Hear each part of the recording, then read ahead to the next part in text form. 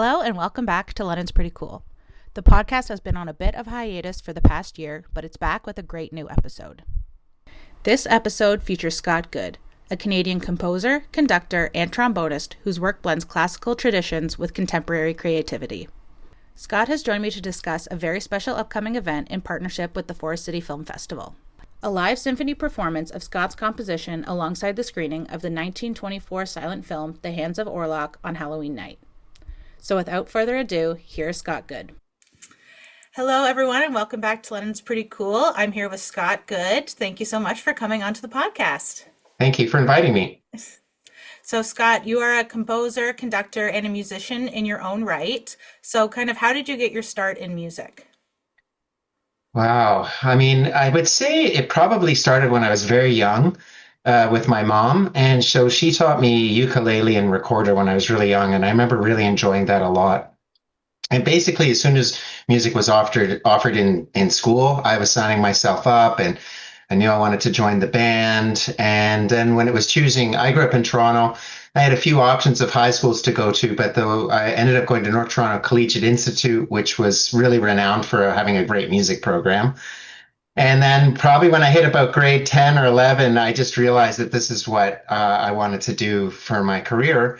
And I haven't looked back since. I gotta ask, because I know in reading up, you're a trombonist is your main thing. How did you choose that position, that instrument, and you're like, that's the one? Sure. That's actually a little bit of a story. So in grade 4, so it was way back then.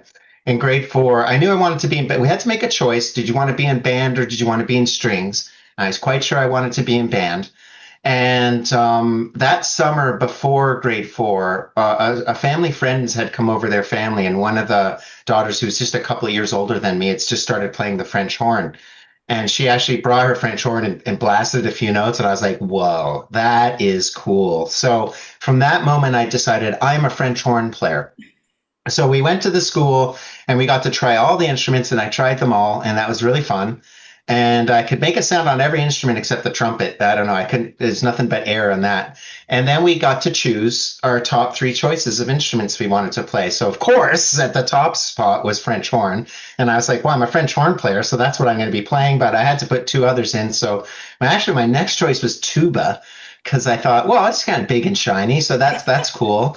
And then I thought, well, trombone, that's pretty cool too. So I'll put it in as my 3rd choice. I could like that. I'm going to be playing the French horn, obviously. Yeah. So at any rate, we submitted our forms. And then I think it was about 2 weeks later, we came back with our assignments of because we'd be able to get the instrument, take it home for the summer, and then bring it back into grade 5 to start the band program.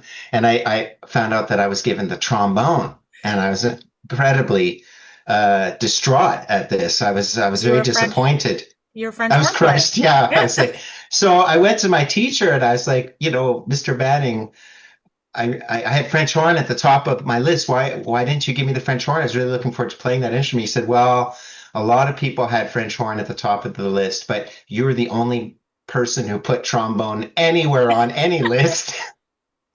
So he gave me the trombone, but luckily my broken heart was mended very quickly when he handed me the trombone, and I got to take it home and play it. And to be honest, I'm very grateful for that, because although I love the French horn, it's a gorgeous instrument. It's and I love composing for it. As a player, and I didn't know this at the time, but as a player in trombone, it led me very comfortably and very soon into music genres like jazz and even like rock and roll kind of playing. So it ended up being very fortuitous, because that ended up being the music I love to play just as much as classical music. So it worked out. Everything happened for a reason. Yeah. And so you mentioned, you're a composer. How did you take that step from being the musician in the symphony to then being like, I'm going to start writing the music for it? Another little story for this one. Because I actually was interested in writing music starting at probably about grade 8, but it was really just for fun. I was more I would listen to songs on the radio and then I would try and write them down. I was really curious to be able to do that, which I realize is a fairly unique thing. Not a lot of other kids were doing that. Yeah. So as maybe a sign. And then I was sort of dabbling in composition. It seemed really intriguing to me.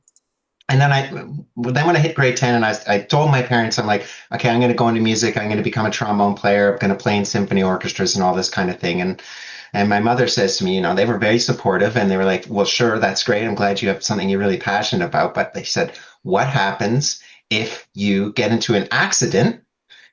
Trombone is a physical thing. What Right. happens if you like lose an arm? That's what she sort of threw out at me. What happens if you lose? How are you going to play trombone with only one arm? And I was like, well, if that happens, then I'll just be a composer. And then she was like, what's a composer? So, at any rate, that's just kind of a funny start. But what really ended up putting me over the edge to deciding that I wanted to pursue composition in a very serious way was actually when I went to university and I went to the Eastman School in Rochester to study trombone performance. And when I got there in my sort of first few months being there, I didn't actually know anybody at the school, which was really interesting. So I was just meeting all new people and I ended up hanging out a lot with composers. And I found them to be incredibly interesting. And they would play me recordings of the music they'd written. And I thought, wow, that's amazing. So I actually just started writing music a lot in my first year, just out of pure excitement. And after a couple of months, my composition for non-majors teacher, who's like a TA, he said, you're obviously really interested in this. Why don't you consider applying to be in the composition department as well? And I thought, well, here I am at university, paying some money to go here. Yeah. Why don't I get as much out of it as I can? So I applied to do a double major, and they accepted me. So I did my final 3 years as a performance major and a composition major. And once again, since then, I haven't really looked back. I've been composing ever since. Which kind of leads to the next. You're currently with the London Symphonia. Could you kind of Yes. let us know, for those who maybe don't know what the London Symphonia is, kind of a brief overview of that and kind of what you do there? Yeah, sure. London Symphonia is, I guess, London's kind of premier. It's really only orchestra with a core. There are other organizations that put on orchestra concerts, but they don't have a core. We have a core of musicians, and we put on a season. Not this year coming up, but the following next season will be our 10th anniversary. So we're just entering our ninth year. I actually had started with this group before it was even formed as London Symphonia, and along with being a composer and a trombone player, I also do like a lot of arranging, so I can adapt different kinds of music to bring them into the orchestra. And believe it or not, even though I am an artist, I am a little bit interested in the business of music and arts. So I was chatting with them about the various business aspects, the various aspects that arranging could bring interesting new voices to the stage to keep the orchestra really interesting and relevant to the community. And I guess I sold myself, and I've sort of been on board ever since. And so as my job, I do compose original works for the symphony every few years. I've written two pretty substantial works for them since I've been a part. But I also have done a lot of arranging and design concerts. I also conduct. So, for instance, last year we had Genevieve Fisher Yeah. come to the orchestra. So she's like a local country music singer, and she'd never actually sung with an orchestra before. So I worked with her and her band to come up with a set of songs and orchestral arrangements so that they could come and join us on stage, and we did. So that's sort of an example of the kind of thing. I also worked with the Macaulay Boys, which is an R&B group. I've worked with Lila Bieli, who is from Toronto, a jazz pianist, and well, quite a few other. Or sometimes I'll just we had an actor, Roy Lewis, last year, and I worked a little bit of some music around his poetry and these sorts of things. So yeah, I keep pretty busy. And on top of that, I'm sorry to go on. Yeah. I help them with their programming. So I sit on a committee, and we all work on what we're going to do for the whole season, and we all give our inputs and sort of vote on things and try and come up with a really interesting season with a lot of diversity and a lot of different voices brought to the stage. And finally, something I'm incredibly passionate about is music education. And so actually this past year, I've taken a role as head of the music education programs with the orchestra. And so that I take groups out to schools and I sort of host the events, and we'll play some music and maybe explain some musical ideas. I'm working on for next year, we're going to be touring around a program called Strings Around the World.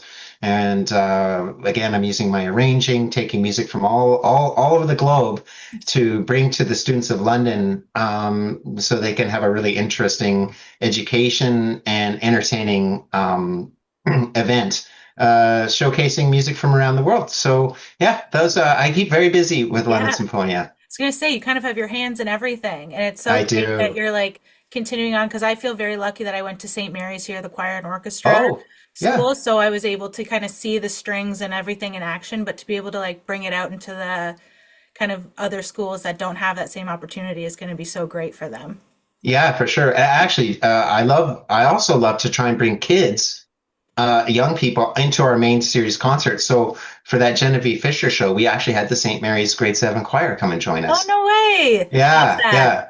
So that's the first time they've been on stage with us, but we've also had students from Beale come and join us, and we've had Pearson, and we're always looking to try and bring young people onto stage. It's always so exciting for them to be a Oh, part of yeah. something like that, and I love the idea of building a memory, Yeah. for these kids. Like I don't know if any of them, and the way I wish, don't go into music. It's crazy hard in the industry to make a living in, but maintain that love for it and have those really enriching experiences when you're young. You carry to for your whole life. So Oh yeah, and as we've been able, like I've have those memories of like being able to go out into like the parts of the community with St. Mary's and just like those are definitely core memories that you bring up to this day, chatting about your school experience. So it's great yeah, that you're a part of that. cool. Thanks. No problem. So we're very excited kind of today to be talking about something else that you've put together and have kind of worked together, which is a concert screening of the Hands of Orlac. So could you That's tell right. me a little bit about the event? Okay, sure. Well, I'll start with the seed, the genesis of the idea. I worked with the Vancouver Symphony for a few years, and while I was living out there, they of course had many concerts that I wasn't a part of that I went to enjoy as an audience member, and one of those was a Halloween event that they put on where they did the original score to Nosferatu. Oh, very With cool. so full symphony orchestra, Nosferatu on the screen at the Orpheum Center, downtown Vancouver. And it was such a fun event. It was really great. It was so cool to do something on Halloween that was really apropos to the event.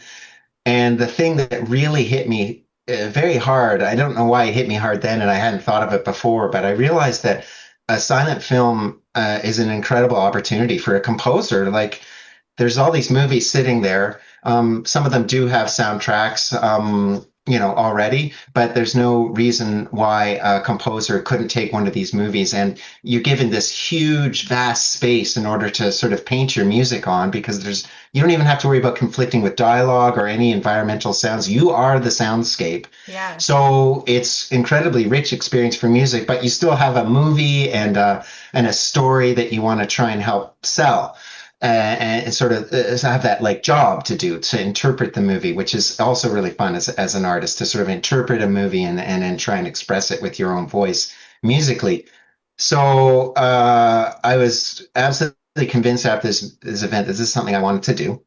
Yeah. And the other thing is that must admit, I kind of like horror movies. Yeah. I like scary movies. I find them really entertaining. And musically, sort of thrillers and scary movies provide really great opportunities for music to write, abstract kind of strange sounds and so that sort of thing. So I decided I was going to look for a horror movie, and I was thinking about Nosferatu because, to be totally honest, I wasn't super impressed with the actual score that they Yeah. played, the actual music. It seemed very sort of dated, and it wasn't nearly as interesting as the movie was to me. So I was thinking about that. I thought, oh, I know it seems sort of almost typical, and I wanted to do something unique. And so I decided to do a research project on silent film horror movies. And I started by thinking, well, why don't I just look at people's top 10 lists, which of Yeah. course, in the internet now, there's a plenty, and just see what movies people are talking about. And a whole bunch of names came up, but The Hands of Orlac was on many of these sort of top 10 lists. And so I checked it out and soon discovered that it was a movie that was about a musician. So that's a great start. And he's a pianist. Right. And then on top of it, it had all the kinds of things that I wanted to have in a movie to set music to. So some really, it's like iconic, overacted, anguish scenes with Yeah. all this like acting. And the other thing about it is I learned looking at a lot of different movies. This is quite a spacious movie. There's like broad open sets and a lot of space for where it really just needs the music. I feel like the director was inviting the music to come and take over in various parts to help sell the story. And on top of it, there's like, of course, there's like some good, lots of drama, and there's a great romance story. So it could write sort of like, beautiful, lush music as well. And it had everything that I wanted in it. And I thought, this is the choice. It just makes so much sense. It's about a musician. So I made the choice to do that movie. And then the next job was to start pitching it, to Right. start seeing if there was an orchestra that would want to do it. So that's how it all started. And so the first screening was with the Kitchener Waterloo Symphony, Yeah. right? Was where you Yes. first got to do your Hands of Orlac Yes. performance. That's right. Yes. So then you came back to London and you have this, and so was it with the Forest City Film Festival discussed, and then you're like, okay, let's put one on for a Halloween screening this year? It's actually the way it sort of fell into place this year was I decided that I wanted to do this. I was like, I really want to do this in London. I've been doing concerts here for a while, and I thought it would be fun to do an independent project. And so I was planning on putting it on. And I sort of had in my head that the Forest City Film Festival happened earlier in the year, sort of more around like when TIFF does it, like late September, early October. So my thought was, oh, well, it won't be able to get on their festival, but at least I'll let them know. So I went to the festival website, and lo and behold, this was back in January. I realized that their festival, the Halloween night, was like smack dab in the middle of the festival. So I'm like, oh, well, maybe they'd want to take it on. So I just wrote them a letter and said, hey, I've got this idea, Halloween night, silent film with a little orchestra. What do you think? And they jumped on it. It's been actually a wonderful to work with Dorothy Downs at the festival and her amazing team. And yeah, they just really grabbed hold of this project and is helping me put it to stage. Awesome. So could you tell our listeners a little bit more, like so it's Halloween night. Halloween Where is night. it going to be held? What's the location? Uh, sure. Yeah, it's at the Metropolitan United Church. But you might think, oh, a church. This is a beautiful place to listen to music. It was about 2 or 3 years ago that they built a brand new hardwood stage in the space. And in my opinion, I don't mean to be putting any other venues down, only just to bring this one up. I think it's one of the nicest venues, not only in London, but anywhere. It's a beautiful place to make music. I love being on stage there. I love going to listen. It has a balcony that goes all around the stage, so you get this kind of like not a full 360, but I guess a 270 degree peripheral of the audience sort of being right there. And because of the hardwood floor now, it has a really rich, reflective sound quality to it. So especially for classical music and acoustic music, it's a wonderful place to play. And they also have a big screen there, and which they've just gotten, which they actually have to hoist up, Oh yeah. and it goes across the back wall, and it's a plenty big enough screen to get a great visual. And last year, the organist there actually, Greg Redner, he actually likes to do silent films himself at the organ. So I went and watched him do Nosferatu again, Oh yeah. lo and behold, just with his organ.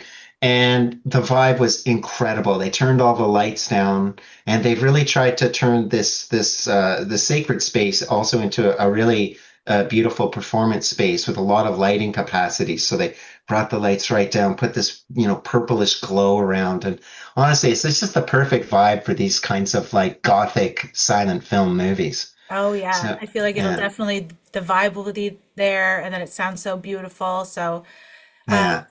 And then is there tickets, like, are they going to go on sale? Is there a price for it? Yeah, the tickets are on sale at the Forest City Film Festival. I'm sorry, I don't have the exact link, but if you go there, there'll be an event page you can find and order the tickets from that. The tickets are regular $60. We have $35 tickets as well as a discount, and we also have $80 tickets as a premium. Those are pretty nice seats.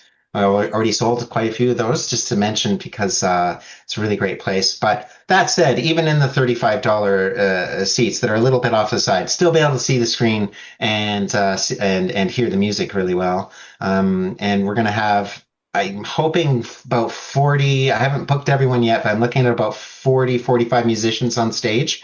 So it's a big production. If anybody's wondering why the ticket price is what it is, we hope we get you get your money's worth with having all these musicians on stage. And it is a 2 hour score, which we'll have an intermission in the end. And also, just to mention, we are starting a little bit later at 8:30. With the idea that those who have youngins that like to do a little trick or treating, that they can do that and still come to our Nice. performance. What a great idea. I always forget about that once you stop trick or treating. I was like, Yeah. of course.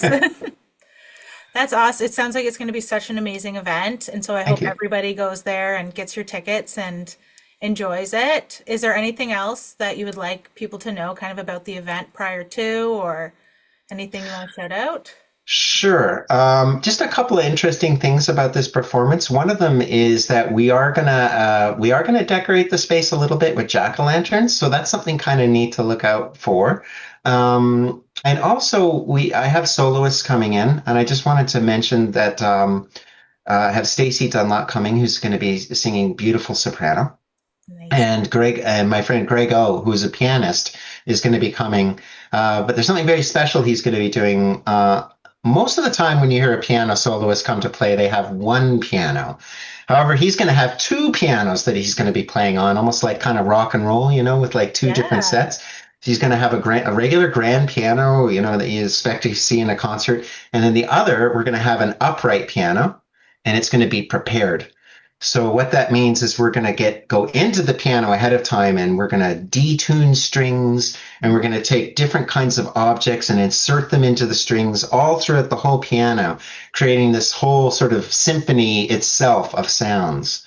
And then we put a little microphone in there, so make sure everybody can hear it. And so, yeah, you can have an opportunity to hear a virtuoso prepared piano with some sounds you've probably never heard before. So I'd say, a fun movie, a little bit creepy, amazing acting, an orchestra of excellent players from London, and a few players coming in from Toronto, and some really unique sounds to hear. It sounds absolutely amazing. That sounds so cool. So I'm very excited. I hope everyone listening to this goes out, checks it out Halloween night at the Metropolitan United Church at 8:30 for the screening of The Hands of Orlac with a symphony orchestra That's alongside right. it. It's amazing. Thank you so much, Scott, for taking the time to chat with us today about yourself, your past in music, as well as this upcoming amazing event. So thank you so much, and I appreciate your time. Oh, well, my pleasure. And thanks again so much for having me on. I really appreciate it. No problem.